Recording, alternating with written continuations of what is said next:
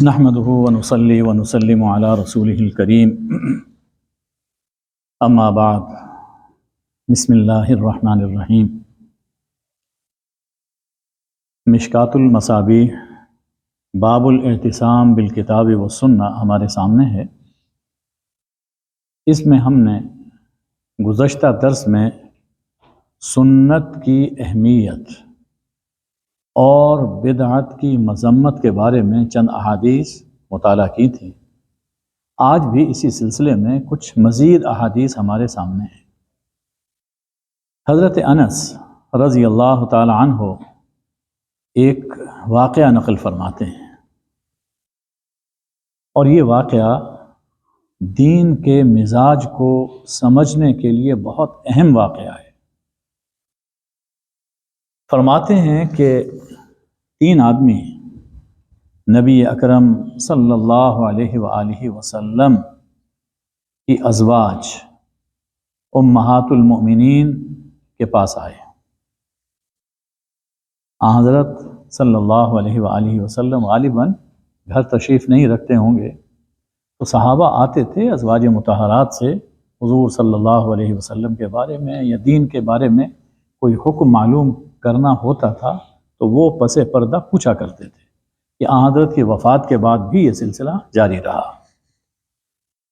تو انہوں نے آ کر امہات المومنین سے یہ پوچھا کہ حضور اکرم صلی اللہ علیہ وآلہ وسلم کی عبادت کیسی ہوتی ہے، کتنی ہوتی ہے؟ باہر کی عبادت، مسجد میں جو عبادت کی جاتی ہے وہ تو ہم سب دیکھتے ہیں، لیکن جب آپ گھر تشریف لے آتے ہیں تو گھر میں آپ کی عبادت کا معمول کیا ہوتا ہے؟ جب انہیں بتایا گیا کأنہم تقالوہا، گویا انہوں نے اتنی عبادت کو کم سمجھا۔ ازواج مطہرات نے انہیں جب یہ بتایا کہ حضور صلی اللہ علیہ وآلہ وسلم کا معمول گھر میں یوں ہوتا ہے، تو انہوں نے اسے گویا کم سمجھا۔ وہ اپنے ذہن میں کچھ اور خیال لے کر آئے تھے۔ کہنے لگے کہ اَیْنَ نَحْنُ مِنَ النَّبِيِّ صلی اللہ علیہ وآلہ وسلم وَقَدْ غَفَرَ اللَّهُ مَا تَقَدَّمَ مِنْ ذَنْبِهِ وَمَا تَأَخَّرَ، کہاں ہم، کہاں رسول اکرم صلی اللہ علیہ وآلہ وسلم، آپ تو مغفور ہیں، اللہ نے آپ کو بخشا ہوا ہے، آپ کی تھوڑی سی عبادت بھی بہت ہے۔ ہم چونکہ گناہ گار ہیں، اس لیے ہمیں زیادہ عبادت کرنی چاہیے۔ خیال فرمایا، یہ سوچ وہ ہے جو اب بھی لوگوں میں ہوتی ہے، یہ سوچ اب بھی لوگوں میں موجود ہے۔ بیان کیا جاتا ہے مختلف واقعات میں، قصوں میں، فلاں پیر صاحب ساری رات جاگتے رہتے ہیں، فلاں پیر صاحب نے سردیوں میں موٹا کپڑا کبھی نہیں پہنا، فلاں پیر صاحب نے گرمیوں میں بھی کمبل پہنا ہوا ہے، فلاں پیر صاحب دھوپ میں بیٹھے رہتے ہیں۔ یہ ساری باتیں، یعنی ان مشقتوں کو لوگ سمجھتے ہیں کہ یہ اللہ کا قرب حاصل کرنے کا ایک ذریعہ ہے۔ جتنی مشقت زیادہ ہوگی اتنا اللہ کا قرب زیادہ حاصل ہوگا، بنیادی طور پر سوچ یہ ہے۔ تو انہوں نے بھی یہی کہا کہ حضور صلی اللہ علیہ وآلہ وسلم تو چونکہ ایک بڑی شخصیت ہیں، آپ کا کم بھی زیادہ ہے، اور ہم چونکہ ہیں گناہ گار، اس لیے ہمیں اور زیادہ کرنا چاہیے۔ ان میں سے ایک صاحب نے کہا اما انا فاصلی اللیل ابدا، دیکھو بھائی، میں تو آج سے یہ عہد کر رہا ہوں کہ ساری رات جاگتا رہا کروں گا اور نماز پڑھتا رہا کروں گا۔ یعنی رات کو سونا عبادت میں کوتاہی ہے، تو میں یہ کروں گا کہ ساری رات میں جاگوں گا اور نماز پڑھا کروں گا تاکہ اللہ کا زیادہ قرب مجھے حاصل ہو سکے۔ دوسرے صاحب نے کہا کہ انا اصوم النہار ابدا ولا افطر، کہ آئندہ میں ہمیشہ روزانہ دن کو روزہ رکھا کروں گا، کسی دن روزہ نہیں چھوڑوں گا۔ انہوں نے یہ سمجھا کہ روزانہ روزہ رکھنا، پورا سال روزہ رکھنا، یہ ہے اصل میں کمال عبادت۔ تیسرے نے کہا انا اعتزل النساء فلا اتزوج ابدا، صاحب میں تو اب کبھی نکاح نہیں کروں گا، میں تجرد کی زندگی، تنہائی کی زندگی گزاروں گا، میں کبھی نکاح نہیں۔ تو انہوں نے یہ سمجھا کہ اپنے گھر بار میں مشغول ہونا، نکاح کرنا، یہ اللہ کی طرف توجہ میں رکاوٹ ہے، تو اس لیے میں بکھیڑا ہی نہیں پالوں گا تاکہ ہمہ وقت میری توجہ اللہ کی طرف رہے اور میں اللہ کا قرب حاصل کر سکوں۔ اب یہ دیکھیے، ایک صاحب نے رات کی عبادتوں کا ذکر کیا، دوسرے صاحب نے دن کی عبادتوں کا ذکر کیا، اور تیسرے صاحب نے ایک ایسی چیز کا ذکر کیا کہ جس کا تعلق دنیا سے ہے، اور وہ عبادت بنتی ہے حسن نیت سے۔ اب نکاح جہاں مسلمان کرتے ہیں وہاں کافر بھی تو آخر نکاح کرتے ہیں اپنے اپنے طریقے کے مطابق، وہ بھی نکاح کرتے ہیں۔ تو اب یہ دنیا کی ایک چیز ہے، جیسے کاروبار دنیا کا کاروبار ہے، حسن نیت سے عبادت بنے گا، وگرنہ کاروبار مسلمان بھی کرتے ہیں کافر بھی کرتے ہیں۔ ہاں اگر ان میں دنیا کا ایک کام ہے، اس میں اگر نیت یہ ہو کہ ہم اس لیے نکاح کر رہے ہیں تاکہ حضور صلی اللہ علیہ وآلہ وسلم کی اور انبیاء کی سنت پہ عمل ہو جائے، تو یہی دنیا کا کام عبادت قرار پائے گا اور آخرت میں باعث اجر ہوگا۔ کاروبار اس لیے کر رہے ہیں تاکہ اللہ کا حکم ہے رزق حلال کماؤ، تو ہم حلال کمائیں، خود کھائیں، حلال کھائیں، گھر والوں کو حلال کھلائیں، اس لیے ہم کاروبار کر رہے ہیں۔ تو جتنا وقت بھی کاروبار میں صرف ہوگا یہ اللہ کے یہاں عبادت میں محسوب ہوگا، ہے یہ دنیا کا کام۔ تو انہوں نے تیسرے صاحب نے وہ دنیاوی کام اس کو رکاوٹ سمجھا عبادت کے لیے اور اللہ کے قرب کے لیے۔ چونکہ گھر کے باہر بیٹھے ہوئے وہ یہ باتیں کر رہے تھے، تو یہ آواز گھر میں بھی گئی۔ حضور اکرم صلی اللہ علیہ وسلم جب تشریف لائے تو ازواج مطہرات نے آپ کو آگاہ فرمایا ہوگا، آپ گھر سے باہر آئے۔ اور دوسری روایت میں ہے کہ آپ نے لوگوں کو بھی اکٹھا کیا، فخطب فحمد اللہ، خطبہ باقاعدہ ارشاد فرمایا، اور اس میں یہ چیز فرمائی کہ ما بال اقوام یتنزہون عن الشیء اصنعہ، ان لوگوں کا کیا حال ہے، کیسے لوگ ہیں جو کام میں کرتا ہوں اس سے پرہیز کرتے ہیں۔ سنو، میں تم سب میں اللہ سے زیادہ ڈرنے والا ہوں، اس میں کیا شک ہے؟ جس کے دل میں جسے اللہ کی جتنی معرفت ہوتی ہے وہ اللہ سے اتنا ہی ڈرتا ہے، اللہ کا خوف اتنا ہی اس کے دل میں ہوتا ہے جس کے دل میں جتنی معرفت ہوتی ہے۔ اور یہ بالکل ایک سادہ سی چیز ہے۔ اب دیکھیے، یہاں کوئی آئی جی، ڈی آئی جی اور جو بڑے بڑے منصب کے لوگ ہیں پھر رہا ہو، کسی کو کوئی ڈر نہیں، جو اسے جانتے نہیں، لیکن جو جانتا ہے کہ اس کے پاس پاور کتنی ہے یا مجھے پکڑ سکتا ہے، تو وہ ڈرے گا، بات کرتے ہوئے گھبرائے گا۔ تو جسے اللہ کی عظمت، اس کی قدرت کی معرفت حاصل ہے، اس کے دل میں اللہ کی خشیت اتنی ہی زیادہ ہے، اور سب سے زیادہ اللہ کی معرفت تو ظاہر ہے کہ پیغمبر وقت کو حاصل ہوتی ہے۔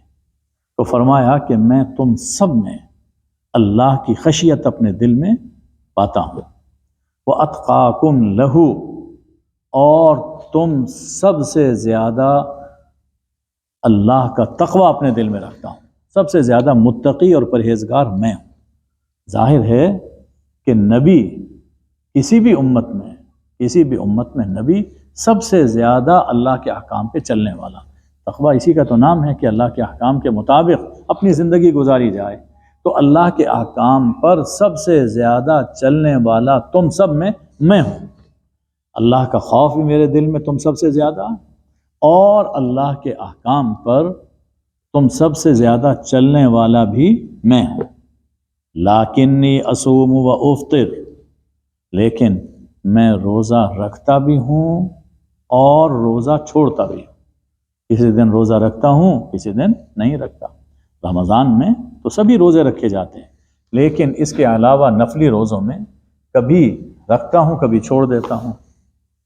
عموماً حضور اکرم صلی اللہ علیہ وآلہ وسلم کا معمول یہ تھا کہ قمری مہینے کی 13، 14 اور 15، جن کو ایام بیض کہتے ہیں، ایام بیض جی، یہ جو روشن راتوں کے دن ہوتے ہیں، ان میں آپ روزہ رکھا کرتے تھے، اور ایک روزے کا ثواب 10 گنا، یعنی 10 کے برابر، تو گویا کہ پورا مہینہ روزے کا ثواب یوں حاصل ہو سکتا ہے۔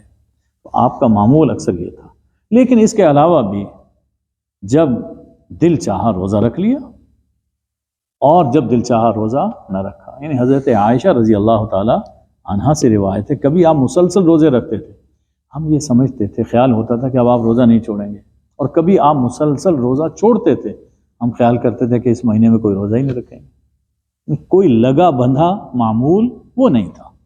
تو فرمایا کہ میں روزے رکھتا بھی ہوں اور روزے نہیں بھی رکھتا۔ وَأُصَلِّي وَأَرْقُدْ، اسی طرح میں راتوں کو نماز پڑھتا بھی ہوں اور سوتا بھی ہوں۔ تم نے کہا نا کہ ساری رات نماز پڑھیں گے تو اللہ کا قرب ہوگا۔ اب جن کے دل میں سب سے زیادہ اللہ کی محبت ہے، اللہ کی خشیت ہے، جو سب سے زیادہ پرہیزگار ہیں، فرماتے میں راتوں کو نماز پڑھتا بھی ہوں اور سوتا بھی ہوں۔ معمول حضرت صلی اللہ علیہ وآلہ وسلم کا یہ تھا کہ اول شب میں آرام فرماتے تھے اور آخری شب میں بیدار ہوتے اور صلاۃ التہجد ادا فرماتے۔ تو میں راتوں کو سوتا بھی ہوں اور نماز بھی پڑھتا ہوں، یہ فرمایا۔ رہی تیسری بات نکاح کی، فرمایا کہ وَأَتَزَوَّجُ النِّسَاءَ، اور میں نے نکاح بھی کر رکھے ہیں، میں نے نکاح بھی کر رکھے ہیں، میں ایک گھریلو زندگی بسر کرتا ہوں، یہ میرا معمول ہے عبادت میں اور گھر بار کے بارے میں نے نکاح کیے ہوئے ہیں۔ اب یہ نکاح کی زندگی گزارنا اگر اللہ کے راستے میں، اللہ کے قرب میں رکاوٹ ہے تو میں کیوں نکاح کرتا؟ سب سے زیادہ تو میں ہوتا کہ میں کبھی بھی نکاح نہ کرتا۔ جیسا کہ آپ نے دیکھا کہ کچھ مذاہب میں اسی بات کی تلقین کی جاتی ہے کہ فلاں مہاتما ہیں، انہوں نے کبھی نکاح نہیں کیا، اور وہ یہ سمجھتے ہیں، اور فلاں مذہب ایسا ہے کہ اس میں نکاح کی زندگی کو وہ غفلت کی زندگی یا گناہوں کا سبب اور بہت سی باتیں وہ کہی جاتی ہیں اس حوالے سے، یعنی نکاح کو اللہ کی عبادت یا اللہ کے قرب میں رکاوٹ سمجھتے ہیں۔ تو یہ خیال حضرت سے پہلے بھی کچھ لوگوں میں تھا اور بعد میں بھی کچھ لوگوں میں یہ پایا جاتا ہے۔ تو جو جتنا تجرد کی زندگی بسر کرے گا اتنا ہی وہ اللہ کے قریب ہوگا۔ اچھا، تو میں نے تو نکاح کر رکھے ہیں۔ اس کے بعد ایک اصول عطا فرما دیا، یہ ہم سب کو یاد رکھنا چاہیے کہ فَمَن رَغِبَ عَن سُنَّتِي فَلَيْسَ مِنِّي، یعنی یہ جو زندگی میں گزار رہا ہوں یہ ہے میری سنت، میرا طرز زندگی وہ یہ ہے کہ راتوں کو جاگا بھی جائے سویا بھی جائے، اس لیے کہ جسم کا بھی انسان پر حق ہے، اور دن میں روزے رکھے بھی جائیں چھوڑے بھی جائیں، جسم کا انسان پر حق ہے، اور اسی طرح نکاح بھی کیا جائے، یہ بھی انسان کے لیے ضروری ہے، انسان کی طبیعت کو اعتدال میں لانے کے لیے یہ ضروری ہے، یہ میرا طرز زندگی۔ اور جو یہ میری سنت، اور جو میری سنت سے گریز کرتا ہے، یہ فرمایا کہ جو میری سنت سے گریز کرتا ہے، اس سے ہٹ کر اپنی زندگی بسر کرتا ہے، فَلَيْسَ مِنِّي، وہ میرا نہیں ہے۔ بہت بڑی بات آپ نے ارشاد فرمائی کہ وہ میرا نہیں ہے۔ یعنی حضور اکرم صلی اللہ علیہ وسلم نے ایک تو سنت کی اہمیت بیان فرمائی، اور سنت اس سے جو ہمارے سامنے آتی ہے وہ ہے اعتدال۔ سب سے بڑی چیز اعتدال، ہر چیز میں اعتدال۔ خود قرآن پاک میں ارشاد فرمایا کہ وَكَذَلِكَ جَعَلْنَاكُمْ أُمَّةً وَسَطًا، ہم نے تمہیں ایک معتدل امت بنایا، ایک ماڈریٹ نیشن تمہیں بنایا ہے کہ تم افراط ہر چیز میں، دین کے ہر حکم میں تم ایک درمیانی راہ پہ چل رہے ہو، مڈل وے ہے تمہارے پاس، نہ زیادہ ادھر ہٹے ہوئے نہ ادھر۔ یعنی ایسے بھی یہ بھی ٹھیک نہیں ہے ہمیشہ نکاح کی زندگی اور اس کے معمولات میں اپنا وقت گزارو، نہ یہ ٹھیک ہے کہ ساری ساری رات جاگتے رہو، نہ یہ ٹھیک ہے کہ ساری رات سوتے رہو، نہ یہ ٹھیک ہے کہ کاروبار بالکل نہ کرو، نہ یہ ٹھیک ہے کہ ہمیشہ تمہارے ذہن پر کاروبار ہی چھایا رہے۔ تو درمیانہ راستہ، اعتدال، وہ حضور صلی اللہ علیہ وسلم کی سنت ہے، اور یہ زندگی کے سب کاموں میں ہے۔ اور اگر غور کیجئے، اگر یہ طرز زندگی اختیار کیا جائے تو انسان اپنی زندگی، پوری کی پوری زندگی عبادت میں بسر کرتا ہے۔ یہ طرز زندگی ہو چونکہ حضور صلی اللہ علیہ وسلم کی سنت ہے، اور جو سنت کے مطابق اپنی زندگی بسر کرتا ہے وہ عبادت کی زندگی بسر کر رہا ہے، تو اس طرح ایک مومن کی پوری زندگی عبادت بن جاتی ہے۔ اب اس پر یہ جو عرض کر رہا ہوں کہ عبادت بن جاتی، اس کی اہمیت کیا ہے؟ دیکھیے، آپ نے اپنا وقت خرچ کیا، کاروبار کیا، جاب کی، اس سے آپ کو انکم حاصل ہوئی، یہ سب باتیں یہ کس لیے ہیں؟ کہ کچھ ملے۔ اچھا، اب ہمیں اللہ کا یہ بھی حکم ہے کہ آخرت کی تیاری کرو۔ الدنیا مزرعۃ الآخرہ، دنیا آخرت کی کھیتی ہے۔ اسی دنیا میں رہتے ہوئے ہم نے آخرت بنانی ہے۔ اب 6-7 گھنٹے 8 گھنٹے کاروبار میں نکل گئے، جاب میں نکل گئے، رات گھر میں سوتے ہوئے نکل گئی، درمیان میں کچھ وقت ملا، اس میں نماز پڑھی، کچھ اور کام انسان نے کر لیا، تو کیا آخرت کے لیے ہماری تیاری بہت کم ہوگی؟ اسلام نے ہمیں ایک ایسا طریقہ بتا دیا کہ جس میں رہتے ہوئے ہم دنیا بھی کما رہے ہیں اور ساتھ ساتھ ہم آخرت بنا رہے ہیں۔ دنیا کماتے ہوئے ہم آخرت بنا سکتے ہیں، اور وہ کیسے ہے؟ اپنی نیت کو درست کیا جائے، کاروبار میں بھی نیت درست ہو، گھر بار کے لیے بھی نیت درست ہو، اور کوئی سا کام کیا جائے تو اس میں نیت درست ہے۔ اور یہ بات ظاہر ہے کہ گناہ کے لیے، گناہ کے کام میں کبھی صحیح نیت نہیں ہو سکتی۔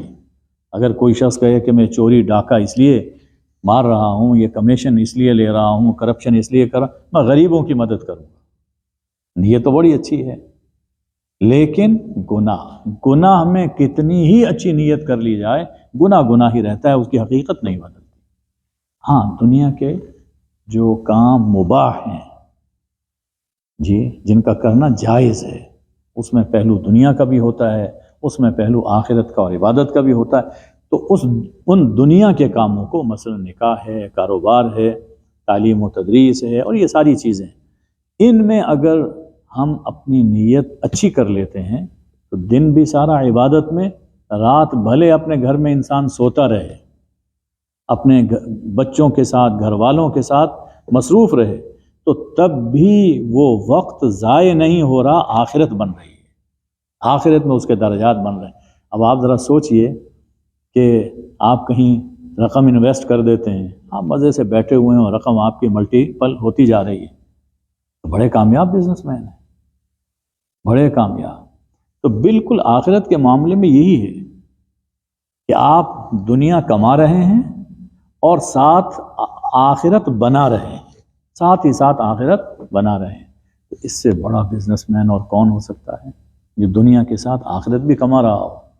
اور یہ بات جو عرض کر رہا ہوں کہ دنیا کے ساتھ آخرت کما رہا ہے آدمی، یہ میرے الفاظ نہیں ہیں، یہ قرآن پاک نے کہا، یا ایھا الذین آمنوا هل ادلکم علی تجارۃ تنجیکم من عذاب علیم، اے لوگو جو ایمان لائے ہو، کیا میں تمہیں ایک ایسی تجارت نہ بتاؤں جو تمہیں عذاب علیم سے نجات دلائے۔ تو قرآن نے ان نیکیوں کو، ان عبادتوں کو اور حسن نیت سے دنیا کو عبادت بنا لینے کو ایک اللہ کے ساتھ تجارت کہا ہے۔ تو لوگوں سے بھی تجارت حسن نیت کے ساتھ، اور اس حسن نیت کے ساتھ سنت کے مطابق زندگی بسر کی جائے تو یہ آخرت کی تجارت، دونوں ساتھ ساتھ چل رہی ہیں، اور یہ حضور صلی اللہ علیہ وآلہ وسلم کی سنت ہے۔ اچھا، اب اس سنت کا دائرہ کتنا ہے، اس پر بھی غور کرنا چاہیے۔ حضرت رافع ابن خدیج رضی اللہ تعالی عنہ سے روایت ہے، نبی اکرم صلی اللہ علیہ وآلہ وسلم مدینہ طیبہ تشریف لائے، وہم یعبرون النخل، وہ تعبیر نخل کرتے تھے، یعنی کھجوروں میں پیوند کاری کیا کرتے تھے۔ یہ قدیم طریقہ ہے، اب بھی ہمارے ہاں ہوتا ہے۔ کھجوروں میں بھی نر اور مادہ ہوتے ہیں،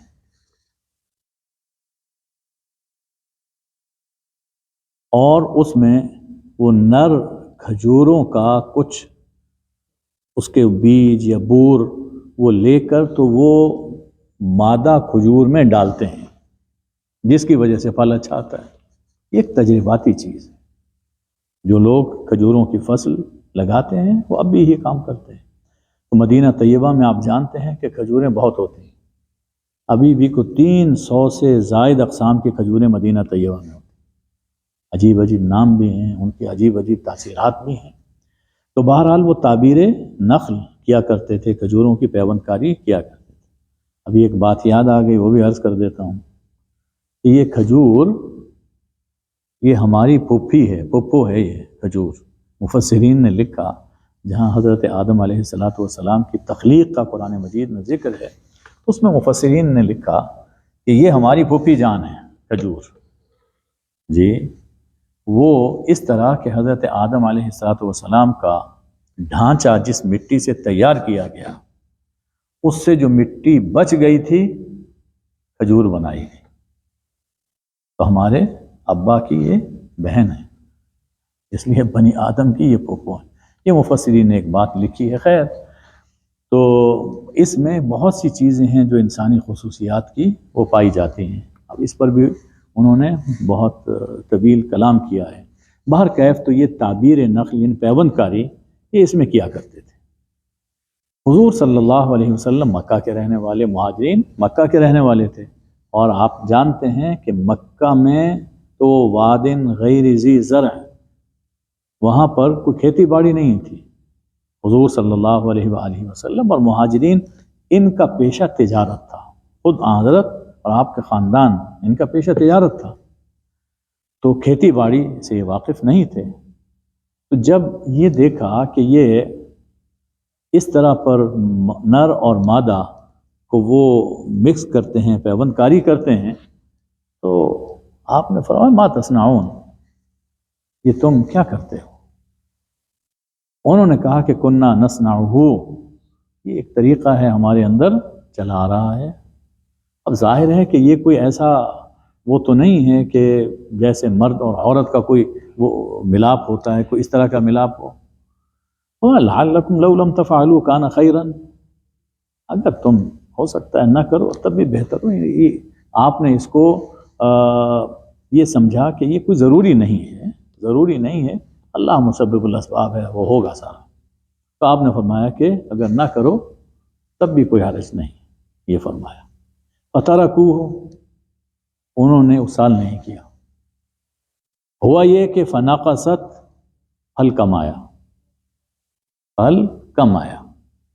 اب جناب والا کی خدمت میں حاضر ہوئے اور ذکر کیا۔ اس پر حضور اکرم صلی اللہ علیہ وآلہ وسلم نے فرمایا انما انا بشر، دیکھو میں ایک بشر ہوں، میں ایک بشر ہوں، میں ایک انسان ہوں۔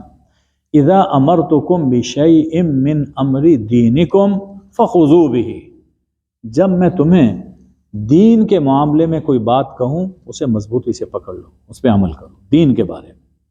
وَإِذَا أَمَرْتُكُمْ بِشَيْءٍ مِّن رَأْيِّ، اور اگر میں اپنی رائے سے دنیا کے بارے میں اپنی رائے سے میں کوئی بات کہوں تو فَإِنَّمَا أَنَا بَشَرٌ، تو میں ایک انسان ہوں، میں ایک انسان ہوں، اس میں مجھ سے بھی بھول چوک ہو سکتی ہے۔ اس میں حضور صلی اللہ علیہ وسلم نے دائرہ رسالت کو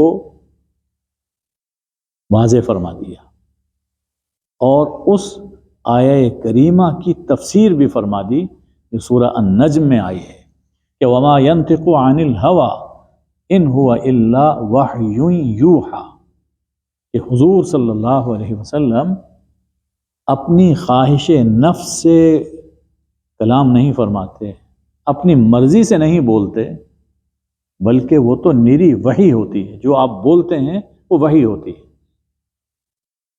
تو اس حدیث سے اس آیت کی تفسیر ہو گئی کہ اس آیت میں دین کے بارے میں کلام فرمانا مراد ہے، کہ دین کے بارے میں آپ کوئی بات اپنی خواہش سے اپنی مرضی سے نہیں کہتے، بلکہ اللہ کی وحی سے کہتے ہیں۔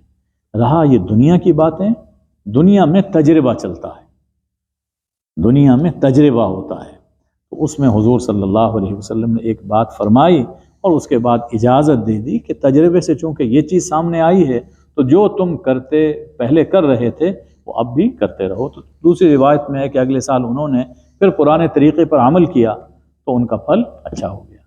تو یہ سنت کا ایک دائرہ بیان فرما دیا۔ اب یہ دیکھیے جن صحابی نے حضرت رافع بن خدیج رضی اللہ تعالی عنہ نے یہ روایت بیان کی، بڑا ہی احسان کیا، بڑا ہی احسان کیا کہ سنت کا دائرہ کیا ہے، سنت کا دائرہ کیا ہے اس کو متعین فرما دیا۔ وگرنہ دنیا میں آج ہم اسی سرکل میں گھوم رہے ہوتے جس سرکل میں مدینہ طیبہ میں اس دور کے لوگ تھے۔ اب اس کی کئی ہم مثالیں دیکھ سکتے ہیں۔ حضور صلی اللہ علیہ وسلم نے اس زمانے میں خاص انداز کا ایک جیسے کرتے ہوتے تھے وہ آپ وہی پہنا کرتے تھے، اس کے ساتھ آپ تہمت استعمال فرماتے تھے کہ عرب کا لباس عام طور پر یہی تھا۔ عرب زیادہ تر یہ جو احرام ہوتا ہے یہ عرب کا عام لباس تھا، ایک چادر اوپر باندھی ایک چادر نیچے باندھ لی، بس یہ عرب کا عام لباس تھا۔ حضور صلی اللہ علیہ وسلم دوسرے صحابہ اس کے ساتھ قمیص استعمال کرتے تھے، لیکن شلوار یا پاجامہ یہ عرب میں نہیں تھا۔ اب اگر اس چیز کو سنت سمجھ لیا جائے تو شلوار اور پاجامہ اور پینٹ پہننا سب خلاف سنت ہو۔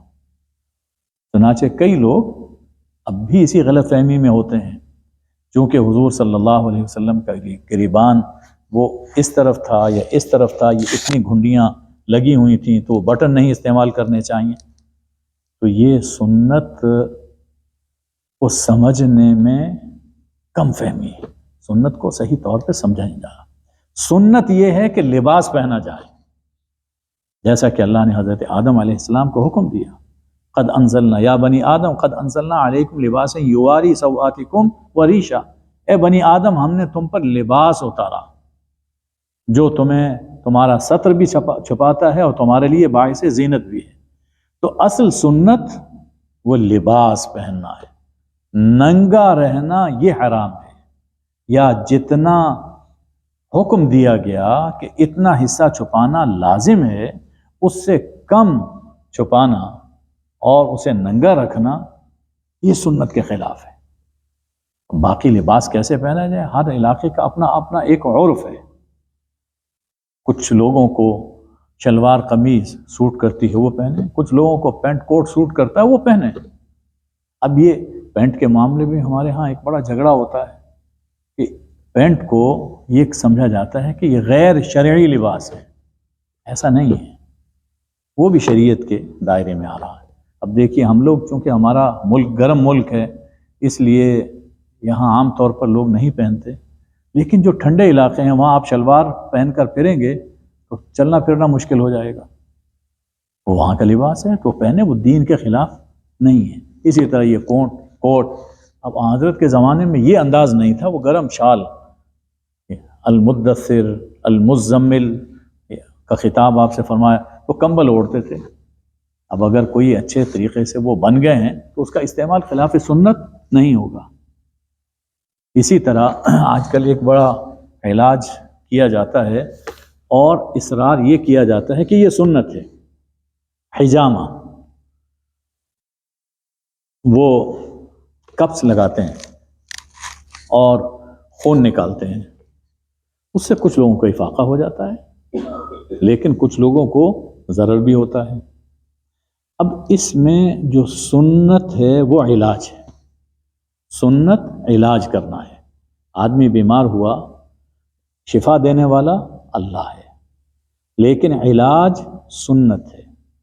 علاج سنت ہے. اصل چیز یہ ہے.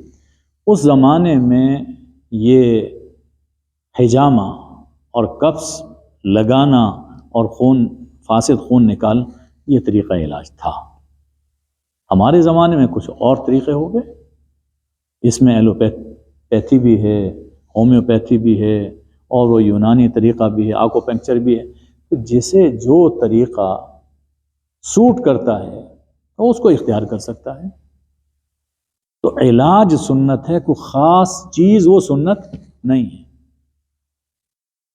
اگر اسی پر اکتفا کیا جائے تو آج یہ جو ہاسپٹل بنائے جاتے ہیں یا مطب کھولے جاتے ہیں، کلینک کھولے جاتے ہیں، یہ سب کے سب خلاف سنت قرار پائیں. اس لیے کہ حضرت کے زمانے میں تو ایسے یہ ہاسپٹل نہیں ہوا کرتے. اصل چیز علاج ہے. باقی ہم دنیا تمدن ترقی کر رہا ہے تو اس میں جو جو انسان کی سہولت کے لیے چیزیں ایجاد ہوئی ہیں، ہو رہی ہیں، اسے اختیار کرنا یہ خلاف سنت نہیں ہو. اسی طرح بعض اوقات دوستوں میں یہ چیز آتی ہے کہ یہ برش کرنا کیا سنت کے مطابق ہے یا خلاف سنت ہے. یہ بھی بات بڑی ڈسکس کرتے ہیں لوگ. تو دیکھیے مسواک عربی زبان کا لفظ ہے اور ٹوتھ برش یہ انگلش کا ہے، اور دونوں ہم معنی ہیں. دونوں ہم معنی الفاظ ہیں، یعنی وہ چیز جس سے دانت صاف کیے جائیں. عربی میں مسواک کہیں گے اور انگلش میں اسے ٹوتھ برش کہیں گے. پہلے زمانے میں وہ طریقہ تھا کہ کسی وہ پودا، کسی درخت کی شاخ، اس کی ٹہنی سے اس کو نرم کر کے تو وہ مسواک کرتے تھے. اب بھی کریں تو بہت اچھا ہے، اور وہ اکنامکلی بھی ہے کہ اس میں سستا بھی ہے اور اس میں فائدہ ہے، اور اس میں پیسٹ وہ خود بخود موجود ہے. کریں بہت اچھا ہے.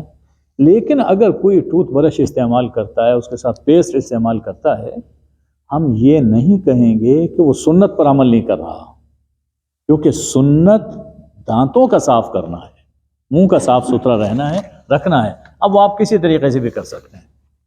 یعنی آپ دیکھیے حضور صلی اللہ علیہ وسلم سے یہ واقعات بھی منقول ہیں کہ اگر کسی نے مسواک نہیں کی اور انگلی سے دانت صاف کر لیے تو سنت ادا ہو گئی. یعنی اصل سنت کیا ہے؟ دانتوں کا صاف رکھنا، منہ کا صاف رکھنا، یہ ہے اصل سنت. اب دیکھیے پرانے دور میں یہ کیا تھا کہ لوگ استنجا کے لیے، صفائی کے لیے قضاء حاجت کے بعد مٹی کا ڈھیلا استعمال کرتے تھے. اور فقہ کی کتابوں میں آپ پڑھیں اس کے لمبا چوڑا طریقہ وہ لکھا ہوا ہے. پھر موسم کا فرق بھی لکھا ہوا ہے کہ سردیوں میں یوں ہونا چاہیے، گرمیوں میں یوں ہونا چاہیے.